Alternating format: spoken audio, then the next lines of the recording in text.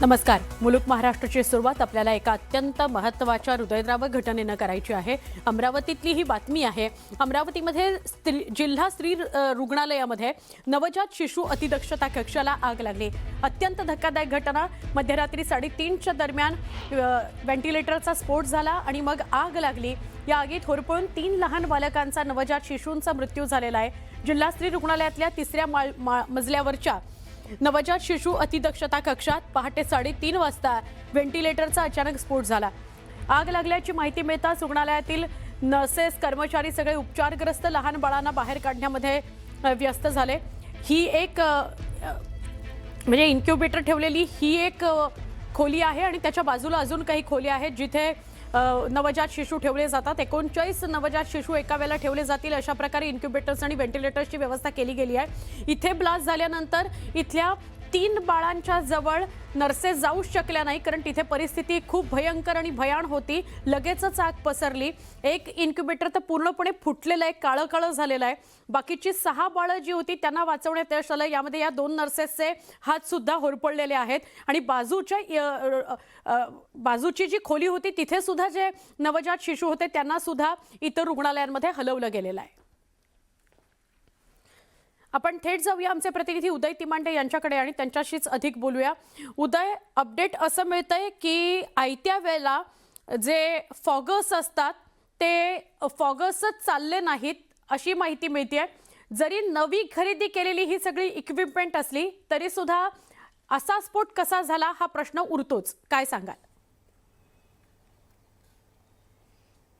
सुवर्ण अगदी खरं आहे कारण 1 वर्ष आधीच जे आहे ते हे NICU कार्यान्वित करण्यात आलं होतं आणि अत्याधुनिक तंत्रज्ञान असलेल्या सगळ्या इन्क्युबेटर असेल किंवा इथली अग्निशमन व्यवस्था असेल ती इथं लावण्यात आली होती. मात्र ज्यावेळी दुर्दैवानं हा सगळा स्फोट झाला त्यावेळी इथला फॉगर असेल किंवा इतरही ज्या यंत्रणा ज्या वेळीच कार्यान्वित होऊन ही आग पसरणार नाही याच्यासाठी कार्यान्वित केलेल्या होत्या त्या इथं वेळीच ॲक्टिव्ह झाल्या नाही आणि त्यामुळं दुर्दैवी म्हणावं लागेल 3 बालकांचा इथं मृत्यू झालेला आहे.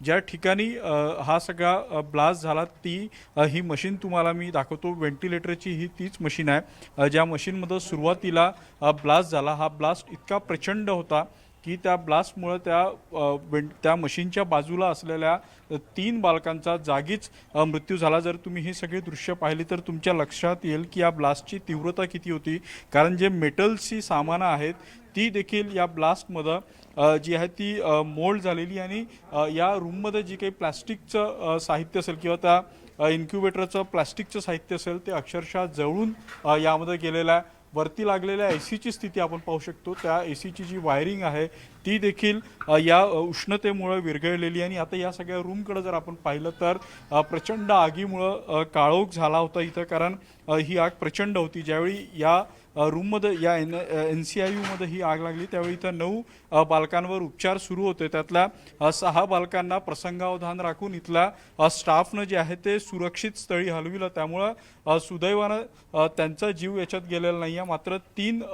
निर्दोष बालकांना निष्पाप बालकांना पहाटे 3:30 वाजता जे आहे ते आपले प्राण यामध्ये गमवावे लागलेले आहे. आता या सगळ्या घटनेनंतर इथं प्रशासनाकडून या सगळ्या गोष्टींची पाहणी केली जाते. नेमकी काय चूक होती, व्हेंटिलेटरला ज्या काही गोष्टींचा पुरवठा होणं आवश्यक होता तो इथं झाला नव्हता का किंवा फायर ब्रिगेडच्या ज्या काही यंत्रणा होत्या त्या ॲक्टिव्ह नव्हत्या का, या सगळ्या गोष्टींची आता इथं पाहणी केली जाते. आपण जर ही दृश्य पाहिली तर हेलावून टाकणारी ही सगळी दृश्य आहे कारण ज्या पालकांचे आपले बाळ इथं होते ते निश्चिंत होते पहाटे 3:30 वाजता की थोड्याच वेळात सूर्य उगवल्यानंतर ते आपल्या मुलाला बघायला येतील. मात्र काळानं जी आहे ती अगदी 3:30 वाजता त्यांच्यावर झडप घातलेली आहे कारण अनेक बालक तर झोपेच्या अवस्थेत असेल, त्यांना माहिती देखील नसेल की ही दुसऱ्या दिवशीची सकाळ त्यांच्यासाठी नसणार आहे. आपण या सगळ्या रूममधला हे इन्क्युबेटर जर पाहिलं तर यावरून आपल्याला लक्षात येईल की हा ब्लास्ट किती शक्तिशाली होता. सुदैवानं इथं उपस्थित असलेल्या नर्सनी, डॉक्टरांनी आणि इतरही लोकांनी त्या इतर बालकांना इथून शिफ्ट केलं आणि वेळीच अग्निशमन विभागाचे जवान इथं दाखल झाल्याने त्यांनी आगीवर नियंत्रण मिळवलं कारण या 3ऱ्या माळ्यावर अशा 3 रूम आहेत NCIUच्या आणि त्यामध्ये सुमारे 39 बालकं उपचार घेत होते. त्यातल्या एका रूममध्ये हा ब्लास्ट झाला. जर ही वेळीच आग नियंत्रणात आणली नसती तर ही आग इतरही 2 रूममध्ये आणि या रुग्णालयामध्ये पसरण्याची शक्यता होती। त्यामुळे मृतांचा आकडा वाढण्याची शक्यता होती। मात्र प्रसंगावधान राखत त्या नर्सेसनी त्या बालकांचे जीव वाचवले आणि अग्निशमन विभागानं वेळीच आगीवर नियंत्रण मिळवलं आणि त्यामुळं ही सगळी मोठी दुर्घटना इथं टळलेली आहे। मात्र दुर्दैवाने या 3 बालकांचा मृत्यू गेलेला। आता आपण पाहतोय की या सगळ्या प्रकरणाची चौकशी केली जात आहे। इथल्या वायरिंगची असेल किंवा इथल्या इक्विपमेंटची असेल ती चौकशी केली जात आहे। राजकीय नेत्यांचे दौरे देखील इथं सुरू झालेली आहे आणि आता बघणाऱ्यांची गर्दी देखील या वार्डमध्ये होत असल्याचं आपल्याला पाहायला मिळतं आहे। ज्या लोकांचा या प्रकरणाशी संबंध नाही आहे ते लोक देखील इथे येऊन मोबाईलमध्ये चित्रीकरण करण्याचा प्रयत्न करतात। कुठेतरी संवेदनशीलतेशी संबंधित हा मुद्दा, मात्र लोकांची आता इथं गर्दी होत आहे।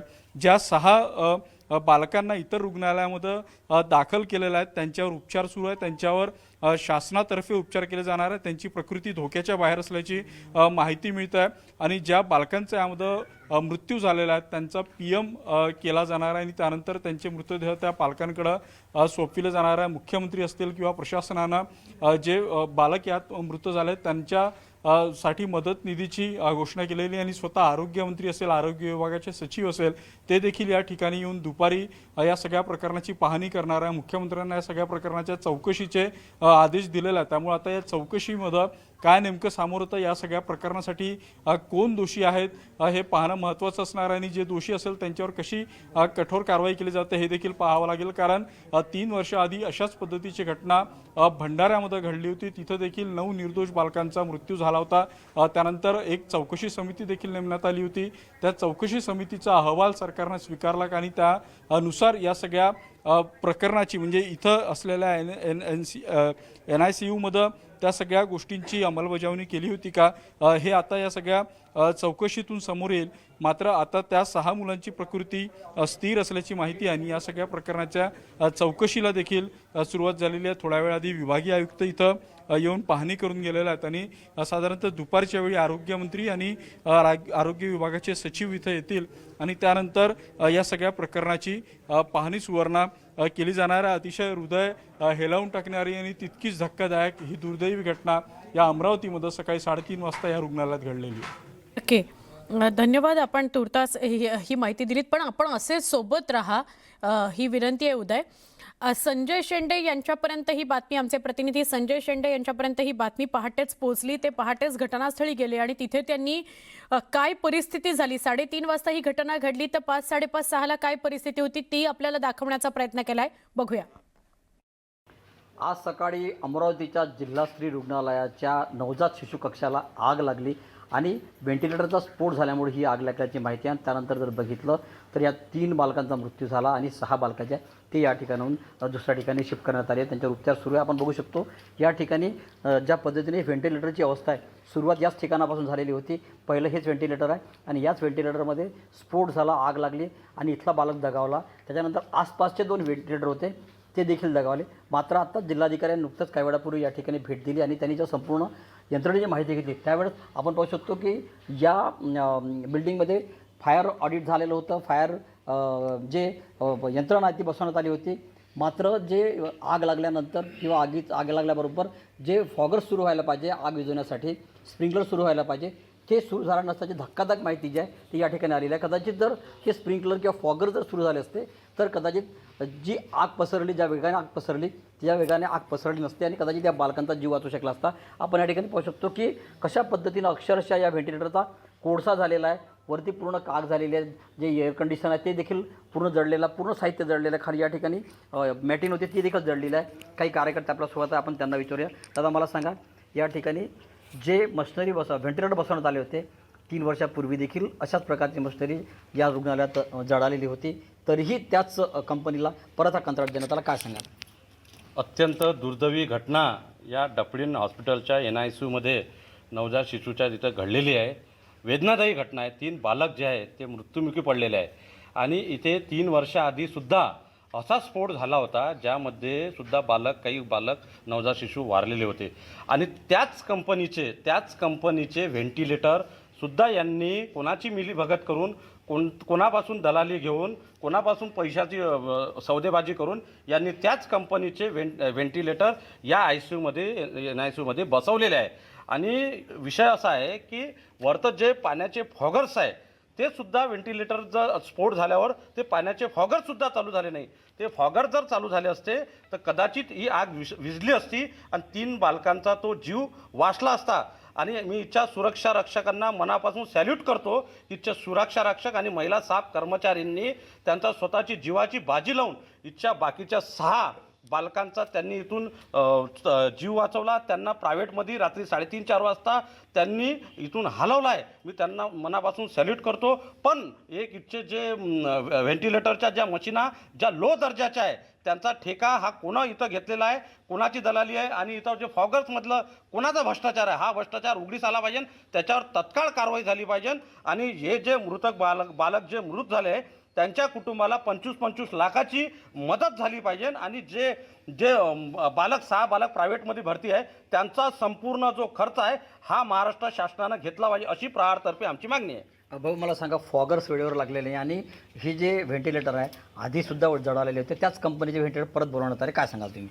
बघा, सगळ्यात पहिले तर माझी मागणी आता ही आहे की फॉगर सप्लायर कंपनी जी याच्यावर सदोष मनुष्यवधाचा गुन्हा दाखल झाला पाहिजे व्हेंटिलेटरवर.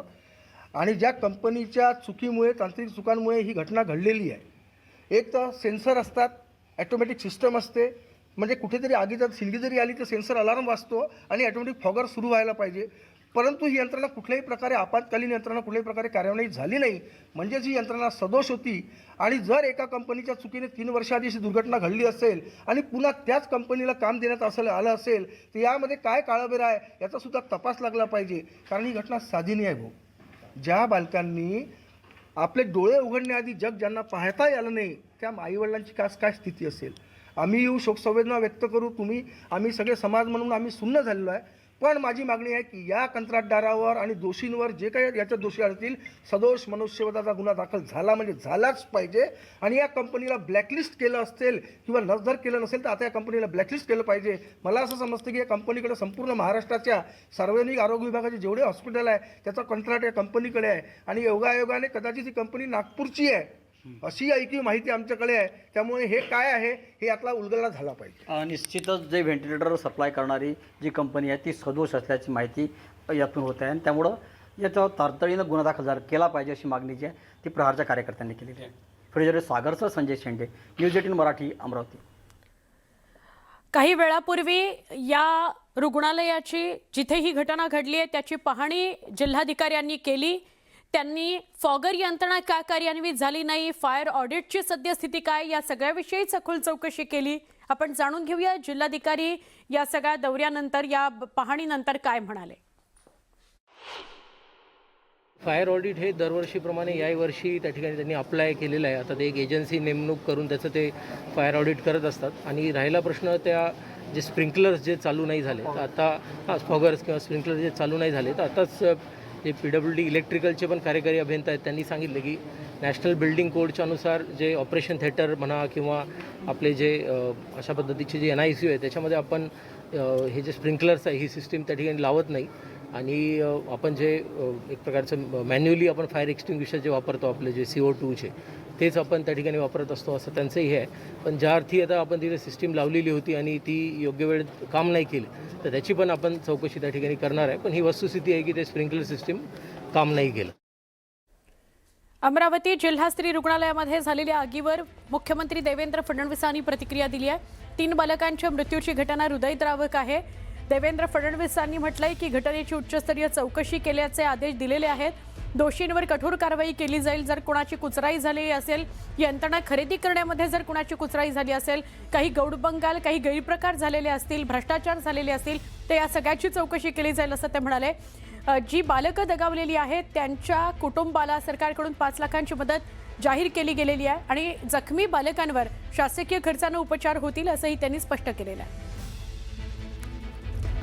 देवेंद्र फडणवीस यांनी एक्सवर पोस्ट केली आहे. आपण बघूयात ते काय म्हणालेत या घटनेविषयी. अमरावती इथल्या जिल्हा स्त्री रुग्णालयामध्ये काल रात्री लागलेली आगीत 3 बालकांचा मृत्यू झाल्याची घटना अतिशय दुःखद आणि हृदयद्रावक आहे. त्यांच्या कुटुंबियांच्या दुःखात आम्ही सहभागी आहोत. या घटनेची उच्चस्तरीय चौकशी करण्याचे आदेश आरोग्य प्रशासनाला दिले गेलेले आहेत। या घटनेतील दोषींवर कठोरातली कठोर कारवाई करण्यात येईल। आरोग्यमंत्री आणि सचिव दोघांनाही आजच अमरावतीत भेट देण्यास सांगण्यात आलेलं आहे। मृतांच्या कुटुंबियांना राज्य सरकारकडून 5 लाख रुपये आर्थिक मदत देण्यात येईल। जखमी बालकांवर उपचार शासकीय खर्चानं करण्याचं सांगण्यात आलेलं आहे। अमरावती जिल्हाधिकाऱ्यांना तसं स्पष्ट केलं गेलंय। सुदैवानं या घटनेमध्ये 36 बालकांना वाचवण्यात यश आलंय असं देवेंद्र फडणवीस यांनी पोस्ट केलेलं आहे।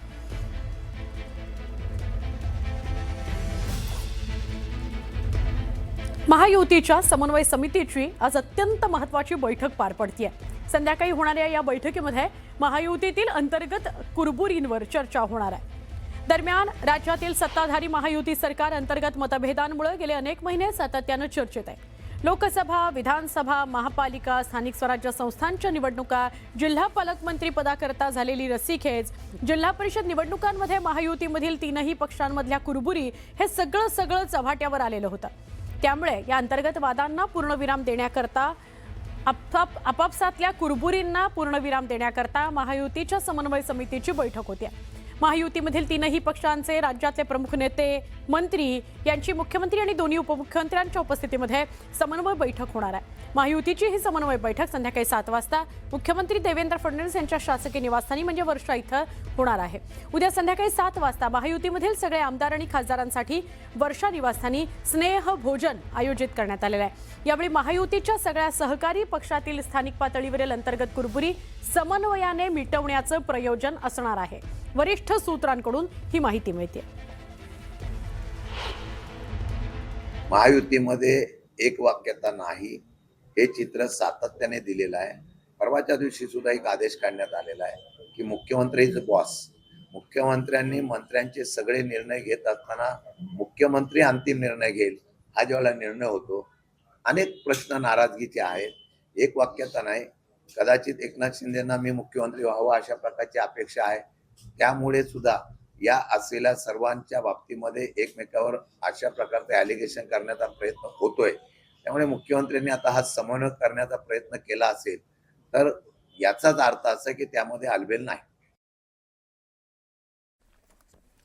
आता आपण एक मुंबईची बातमी बघणार आहोत। मुंबईच्या माझगावमधून ही बातमी येते।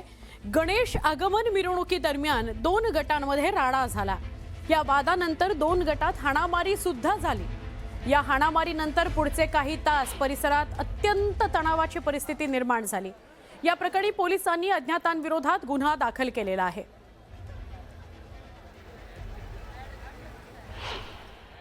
आपल्या देशामध्ये भाईचारा, सर्वधर्म समभाव, गंगा जमिनी तहजीब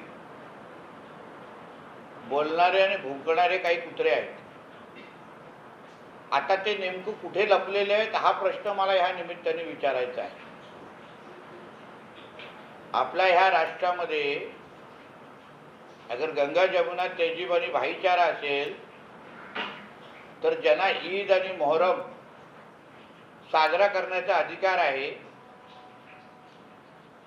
त्यांना गणेश उत्सव आणि हिंदू सण त्याच पद्धतीने हिंदूंना साजरा करण्याचा अधिकार नाही आहे का?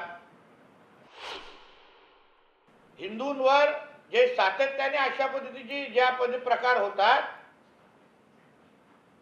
मग असे जे काही जिहादी ज्या बिळामध्ये लपलेले आहेत त्यांना काय आम्ही सोडणार नाही। आम्हाला अशा पद्धतीचे प्रकार आमच्या हिंदुत्ववादी विचाराचं सरकार असताना आम्ही सहन करणार नाही। केस दाखल झालेले आहे, पोलिसांनी योग्य का हाताळलं, पण अगर अशा पद्धतीच्या अंडी फेकण्याचे प्रकार हिंदू सणांवर होत असतील, आमच्या गणेश उत्सवाच्या मिरवणुकावर होत असतील तर ईद पण कुठेतरी येते ह्याचं लक्षात ठेवावं।